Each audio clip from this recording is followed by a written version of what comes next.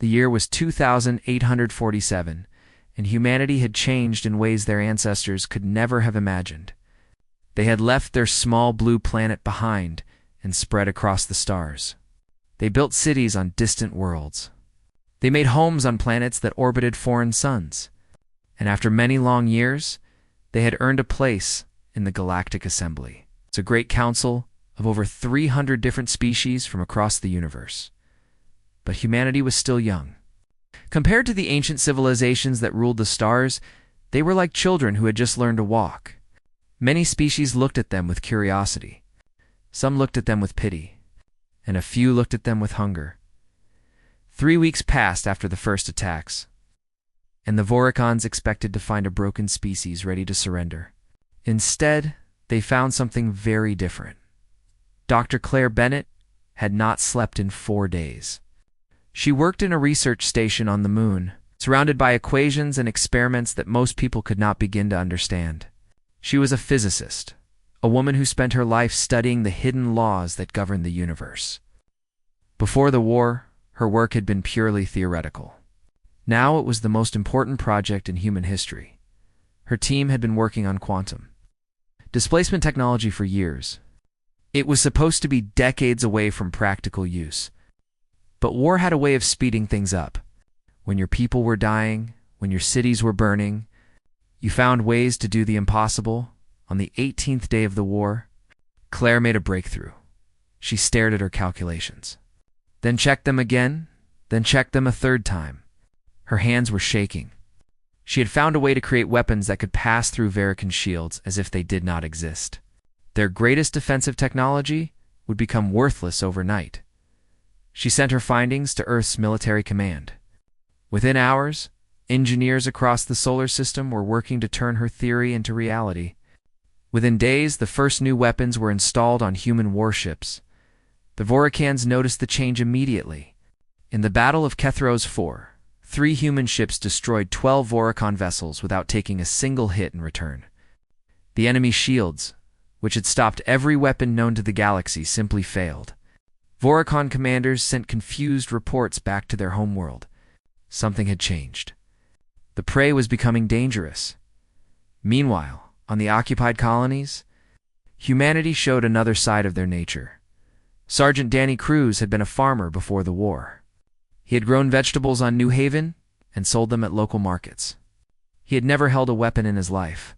But when the Voricans killed his wife and his 2 children in the first bombing, something inside him changed forever.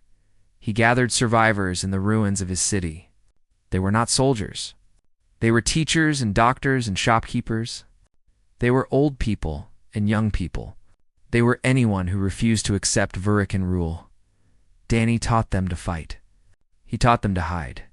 He taught them to strike from the shadows and disappear before the enemy could respond. The Voricons did not understand what was happening. They were used to species that surrendered after defeat. They were used to populations that accepted occupation quietly. But everywhere they went on the human colonies, they faced resistance. Weapons disappeared from their armories.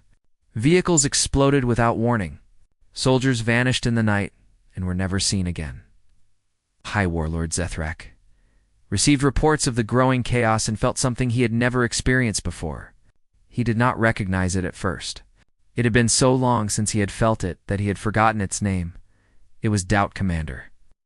Gake Morrison led the most daring mission of the war. The Voricon communication station orbiting Kethros 4 was the heart of the enemy's coordination. Every order, every battle plan, every troop movement passed through that station. If it could be destroyed, the entire Vorican invasion would fall into confusion. The Valor approached under cover of a debris field, hiding among the wreckage of destroyed ships. Morrison knew the odds were against them. He knew many of his crew would not survive. But he also knew that this mission could save millions of lives. All hands, he said over the ship's communication system, what we do today will be remembered. Not because we might die, but because of why we fight. We fight for our families. We fight for our homes. We fight for every human who ever looked up at the stars and dreamed of something greater. Today, we show the universe what that dream is worth. The attack was fierce and brutal. Voracon defense ships swarmed the Valar, and Morrison's crew fought back with everything they had. The ship took heavy damage. Fires burned in multiple sections. Good people died at their posts, but they reached the station. Lieutenant Cole, her face covered in blood from a wound she had not had time to treat, fired the final shot. The communication station exploded in a flash of light that could be seen from the planet's surface. The Voracon invasion, which had been a perfectly coordinated machine, became chaos. Ships received contradicting orders. Fleets moved without knowing where their allies were. The hunters became the hunted. The Galactic Assembly watched in stunned silence. Their sensors showed them something they had not expected. The humans were not just surviving. They were winning. Species that had ignored humanity's pleas for help began to reconsider. Some felt ashamed. Some felt afraid. A few felt something like hope. If humanity could stand against the Voracons, perhaps the galaxy was not as hopeless as they had believed. The Eternal observed everything. It watched Dr. Bennett work through exhaustion to save her people. It watched Sergeant Cruz turn farmers into fighters. It watched Commander Morrison lead his crew into almost certain death without hesitation. The ancient being had seen countless species face extinction. Most of them made bargains. Most of them accepted their fate. Most of them died quietly. These humans were not like the others. They had something the Eternal had not seen in a very long time. They had fire in their hearts that refused to be extinguished. The war was not over. The hardest battles were still to come. But for the first time, humanity believed they could win. And slowly, the rest of the galaxy was beginning to believe it too. The largest fleet in human history gathered at the edge of Voracon space. Admiral Kevin Park stood on the bridge of his flagship and looked at the sea of ships that surrounded him. Vessels from Earth floated beside ships from Mars' colony. Cruisers flew alongside mining vessels that had been converted into warships. Private ships piloted by volunteers who had no military training but refused to stay behind filled the gaps. It was not a navy. It was a people. Admiral Park opened a channel to all ships. Today, we take the fight to the enemy. Today we show them that humanity will not be hunted. We did not ask for this war. We did not want this war. But we will end it. For every life they have taken, for every home they have burned, for every child who will never see their parents again. Today we answer. The fleet moved forward into Varekan territory. The Battle of Crimson Reach would be remembered for 1,000 years. It took place in a star system with a red dwarf sun that painted everything in shades of blood and fire. The Voracons had gathered their remaining forces there, determined to crush the human advance once and for all. For 72 hours, the two fleets tore each other apart. Ships exploded like dying stars. Debris fields grew so thick that smaller vessels could barely navigate. The void itself seemed to burn. Lieutenant Megan Cole, now promoted to commander of her own ship, led a squadron of fast attack vessels through the heart of the enemy formation. Her tactics spread through the fleet like wildfire. Human ships began executing maneuvers that no military academy had ever taught. They improvised. They adapted. They found weaknesses the Voracons did not know they had. The Voracon commanders had studied human military history before the war. They had read about old battles fought on Earth with primitive weapons. They had dismissed humans as a species that fought among themselves, as much as against others. They had failed to understand what that meant. Humans had thousands of years of experience fighting enemies who knew them, who thought like them, who could predict them. They had learned to be unpredictable. They had learned to turn weakness into strength.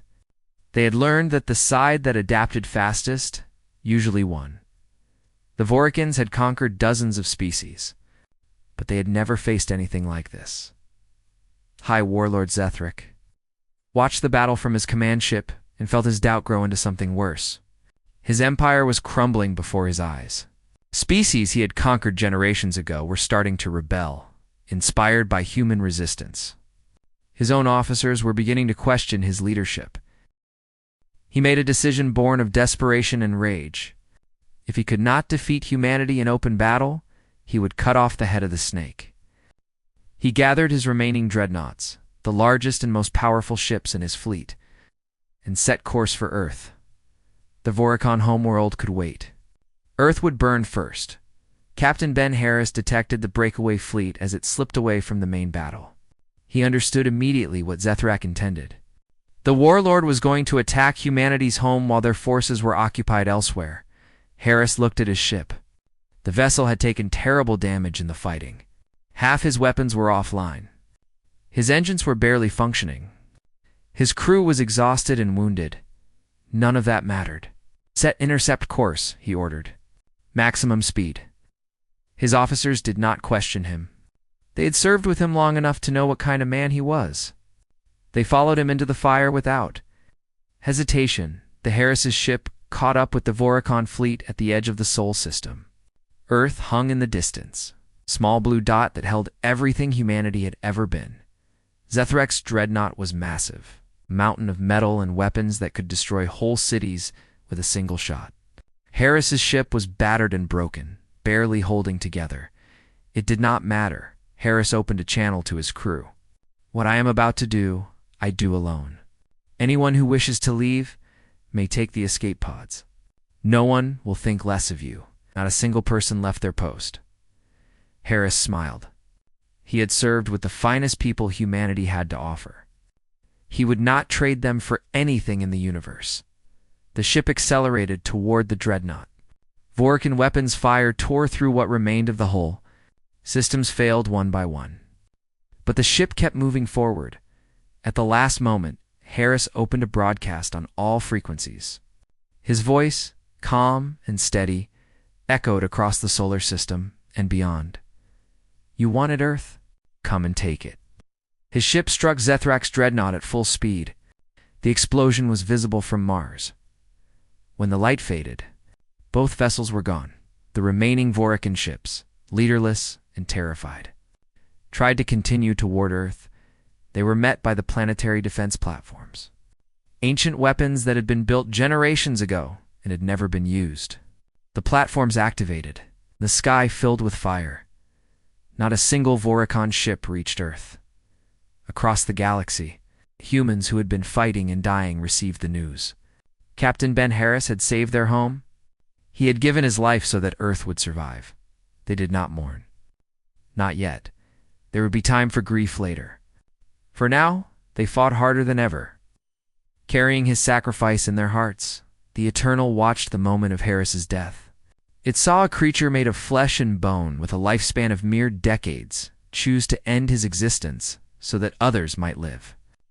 It was such a small thing in the vastness of the universe, such a brief flicker of light in the eternal darkness, and yet it was beautiful. The ancient being had watched for billions of years. It had seen empires and gods and forces that could reshape reality itself, but it had never seen anything quite like this. It had made its decision. When the time was right, it would speak. The war ended not with a final battle, but with silence. The Voricon Empire, which had terrorized the galaxy for thousands of years, collapsed from within. With Zethrak dead and their fleet shattered, the warlords who remained turned on each other. Species they had conquered rose up against them. Within weeks, the empire that had seemed invincible was tearing itself apart. Humanity did not celebrate. They were too tired. They had lost too much. Entire colonies had been reduced to ash. Millions of people would never come home. Families had been torn apart, and some wounds would never fully heal. But they had survived. Against all odds, against all expectations, they had survived. The Galactic Assembly called an emergency session. 300 species gathered in the Great Hall, a chamber so vast that it could hold entire ecosystems. For thousands of years, this hall had been where the fate of civilizations was decided. Treaties were signed here. Wars were declared here. And sometimes history changed here. Ambassador Lisa Grant walked to the central platform. She looked older than she had before the war. There were new lines on her face, new weight on her shoulders. She had seen things no diplomat should ever see. But her eyes were still sharp. Her voice was still steady. She was about to speak when every light in the chamber went dark. The assembled species stirred in confusion. This had never happened before. The assembly hall had backup systems upon backup systems. It was designed to function even if the star outside went cold. Then they felt it. A presence filled the chamber. It was not a physical thing. It had no body, no shape, no form that eyes could see. But every mind in that room felt it pressing against their consciousness like an ocean pressing. Against a shore, the eternal had arrived. Fear spread through the chamber. Many species knew the legends of the ancient being that watched from beyond the stars. They knew it had existed since before their civilizations were born. They knew it had never spoken, not once, in all the billions of years of recorded history. Ambassador Grant stood very still. She could feel the presence examining her, examining all of humanity, seeing everything they were and everything they had done. She did not know what was about to happen. She did not know if she should be afraid or hopeful. So she did what humans had always done. She stood her ground and waited. The Eternal spoke. It was not sound. There was no voice, no words in any language. It was meaning itself, pressed directly into the minds of every sentient being in the galaxy. From the assembly chamber to the farthest colonies of the most distant species. Every conscious creature heard the message at the same moment. It said, I have watched civilizations rise and fall since before your oldest stars were born. I have seen empires that spanned galaxies crumble to nothing. I have witnessed species that thought themselves gods fade into forgotten dust. In all that time, in all those ages, I have never spoken. There was never a reason to. Nothing I saw was worth my words. But these creatures, these humans, have shown me something I had forgotten. They are small. Their lives are brief candles in the infinite dark.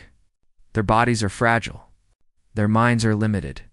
By every measure that the universe uses to judge power, they are nothing, and yet they do not act like nothing. When they were attacked, they did not surrender. When they were outnumbered, they did not flee.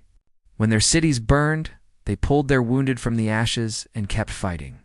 When one of them gave his life to save his world, his people did not despair. They honored his sacrifice and fought harder. I have seen species with the power to move stars. I have seen beings that could reshape reality with a thought. But I have never seen anything as powerful as a human who refuses to give up.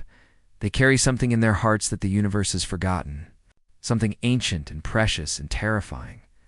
They call it many names: hope, courage, love, stubbornness. The name does not matter. What matters is that it cannot be conquered.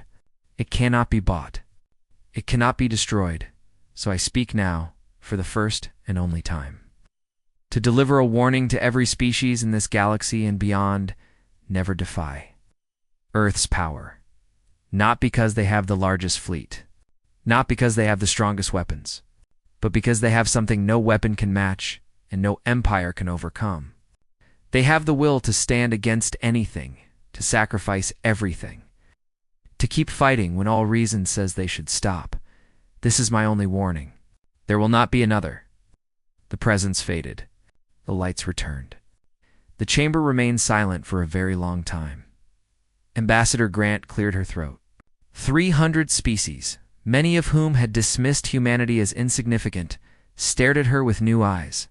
She saw fear in some faces, respect in others, and in a few, something that looked very much like awe. Now then, she said, her voice calm and steady, shall we discuss new terms for galactic cooperation? The negotiations that followed were unlike anything in galactic history. Humanity did not ask for tribute or territory. They did not demand submission or revenge. They asked for partnership. They offered friendship.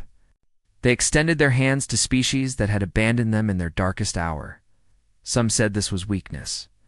Others said it was the greatest strength of all. The Voracon Empire eventually reformed under new leadership that wanted peace. Other aggressive species looked at humanity and chose different paths. The galaxy, which had been governed by fear and power for eons, began to change. Commander Jake Morrison returned to Earth and stood on a hill overlooking the city where he had been born. The scars of war were still visible. Rebuilding would take years. But children were playing in the streets again, and that was enough. Lieutenant Megan Cole became an admiral and spent her life training the next generation of officers. She told them stories of Captain Harris and the others who had given everything. She made sure they were never forgotten. Dr. Claire Bennett returned to her research, but she never again worked on weapons. She turned her brilliant mind to medicine and agriculture. Finding ways to heal the wounds the war had left behind, Sergeant Danny Cruz went back to farming. He grew vegetables again, just as he had before. But sometimes, late at night, he would look up at the stars and remember the people who had fought beside him. He would remember his family, and he would know that they would be proud. The Eternal never spoke again. It returned to its place in the void between dimensions, watching and waiting as it always had. But sometimes, when humans looked up at the night sky, they could almost feel something looking back. Something ancient and vast and perhaps just a little bit proud. Humanity had earned their place among the stars. Not through conquest or domination, but through something far more powerful. They had earned it. By refusing to give up, and no one would ever forget it, far beyond the edges of known space. In a place where light itself grew tired and faded, there existed something older than the stars. It had no true name, but those who knew of it called it the Eternal. It was not a creature made of flesh and bone. It was something else entirely. Some said it was a god. Others said it was the universe itself, given thought and awareness. No one really knew for certain. The Eternal had watched the rise and fall of countless civilizations. It had seen empires stretch across galaxies and then crumble to dust. It had witnessed wars that burned entire star systems to ash. Through all of this, it had never spoken. Not once. Not a single word to any living being in all the billions of years it had existed. It simply watched. And waited. Commander Jake Morrison stood on the bridge of his ship, the Valar, and stared out at the stars. He was a tall man, with tired eyes and gray at his temples. He had served Earth for over 20 years, and he had seen enough conflict to last several lifetimes. But duty called, and he always answered. The Valor was on its way to a border world called Kethros 4. Tensions had been rising there for months. Human colonists had built a small settlement on the planet, hoping to start new lives far from the crowded cities of Earth. But they were not alone.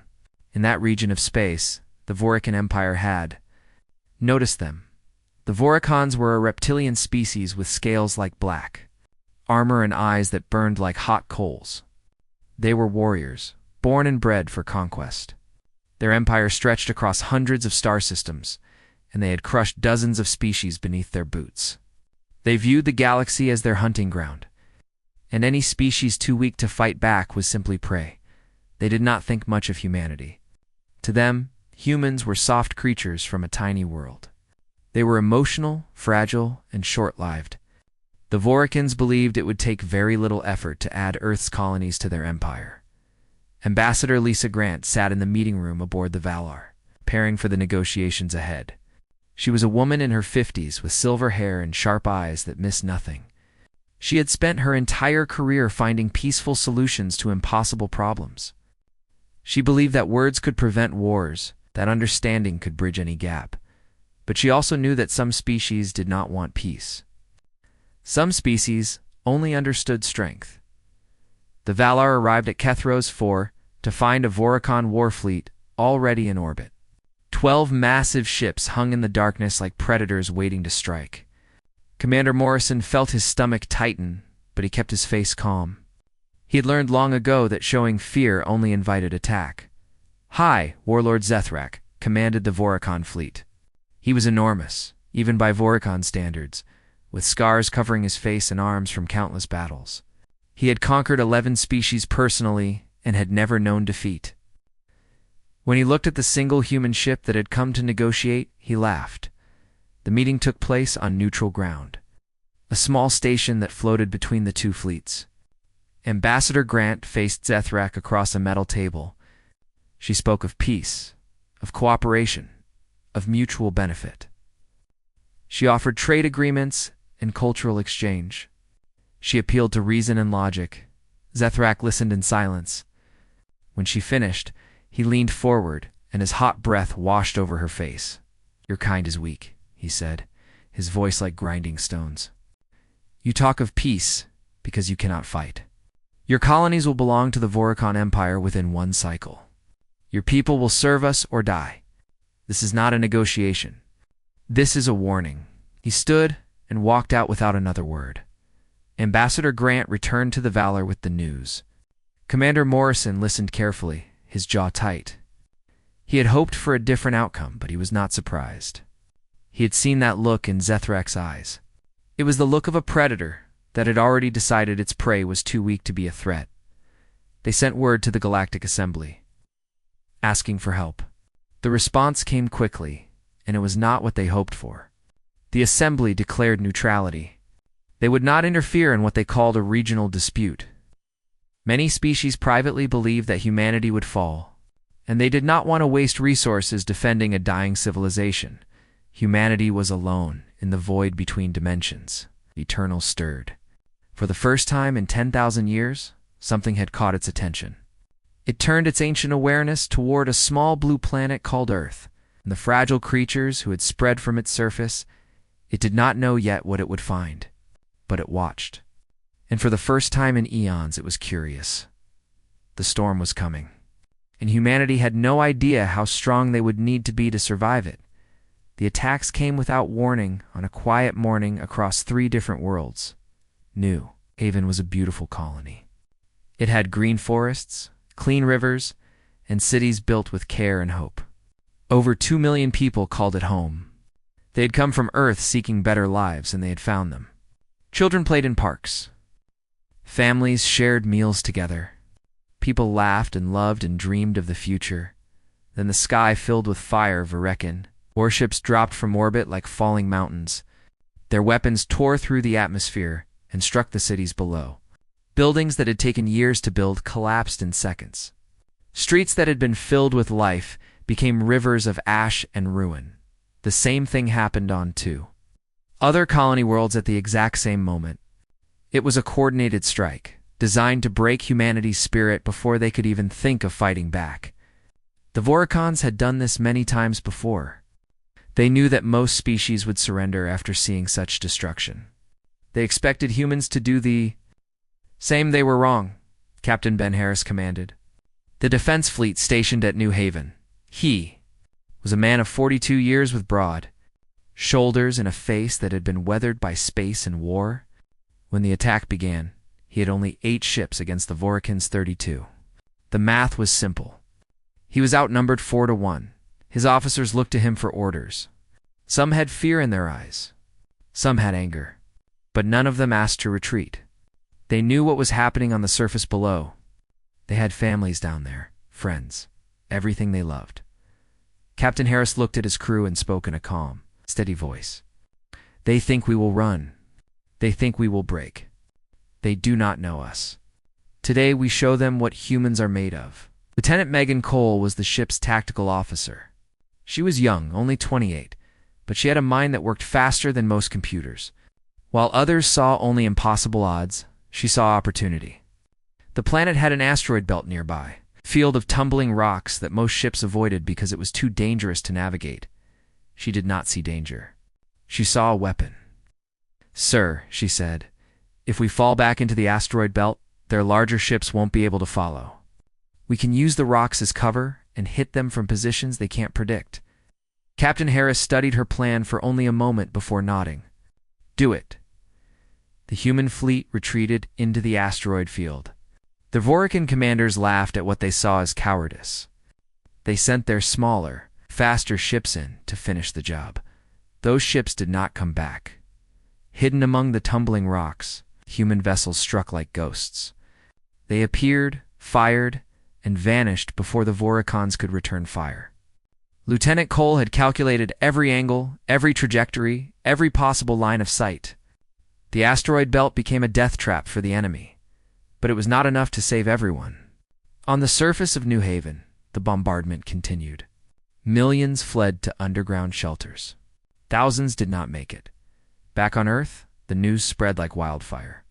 Every screen, every broadcast, every network showed the same terrible images. Burning cities.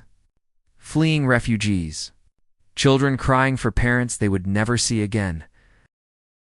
Admiral Kevin Park stood in the command center of Earth's military headquarters. He was an older man with white hair and eyes that had seen too much death. He had hoped to retire peacefully. Instead, he found himself facing the greatest threat humanity had ever known. He activated the emergency broadcast system. His face appeared on every screen across Earth, Mars, and every human colony in the galaxy. "Citizens of humanity," he said, "we are under attack. The Vorkan Empire believes we are weak. They believe we will surrender. They believe we will accept chains and call them peace." He paused, and when he spoke again, his voice was harder than steel. "They are wrong. We are the children of Earth. Our ancestors survived ice ages and plagues. They survived world wars and disasters that should have ended them. They did not give up. They did not bow. And neither will we. Today, old differences end. Earth, Mars, the colonies, we are one people, one family, and we will face this enemy together." Across the galaxy, humans who had been divided by politics and distance felt something stir in their hearts. Old grudges were set aside. Old wounds were forgotten. Factories that had been making consumer goods began making weapons. Scientists who had been studying abstract theories began working on military technology. Everyone who could contribute did contribute. The Galactic Assembly watched with detached interest. Most species expected humanity to fall within weeks. They had seen this pattern before. A young species would rise, face a stronger enemy, and then disappear into history. Several ambassadors began quietly discussing how to divide human territories after their inevitable collapse. They did not understand. What they were watching, the Eternal drew closer to the conflict. It had observed countless species face destruction. Most of them begged for mercy. Most of them broke. Most of them tried to bargain, or flee, or hide. These humans did none of those things. They took their wounded and kept fighting. They buried their dead and kept fighting. They watched their cities burn, and still they kept fighting. The Eternal did not yet understand why, but for the first time in millions of years, it wanted to know. On New Haven, Captain Harris sent a message to the Voricon fleet. It was short and simple. You wanted a war.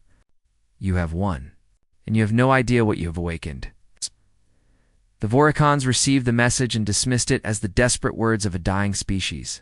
They would learn, in time, just how wrong they were.